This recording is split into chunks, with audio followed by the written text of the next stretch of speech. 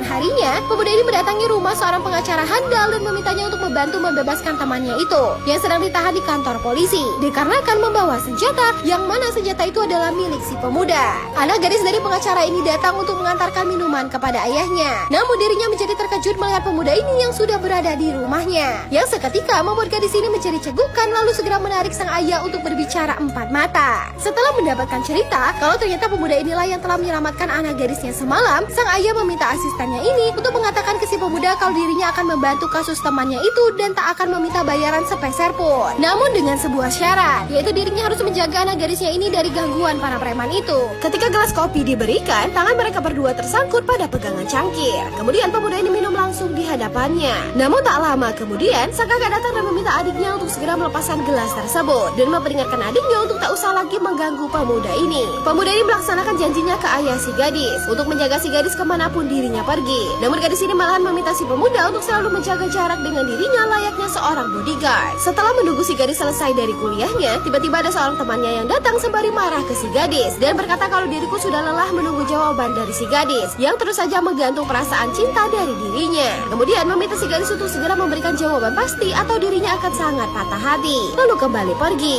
membuat pemuda ini tersadar kalau gadis ini adalah seorang primadona di kampusnya. Lalu mereka pun tertawa. Dan di hari-hari selanjutnya, pemuda ini selalu mengantarkan si gadis kemanapun dirinya pergi dan melayani gadis ini bak layaknya seorang sopir pribadi.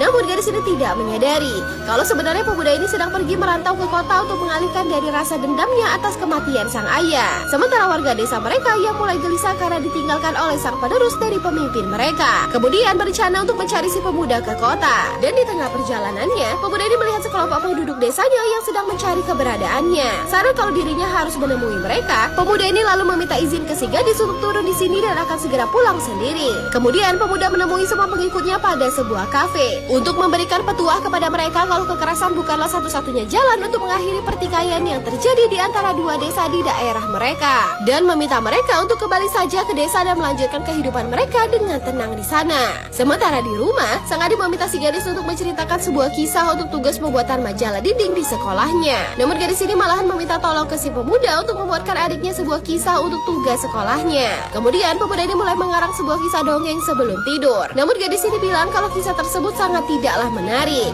Yang kemudian pemuda ini kembali meminta anak ini untuk menuliskan sebuah cerita, yaitu cerita tentang dua kerajaan yang terus bertikai hingga 30 tahun lamanya, yang merupakan kiasan cerita nyata dari kejadian sebenarnya yang sedang dialaminya saat ini. Beberapa hari kemudian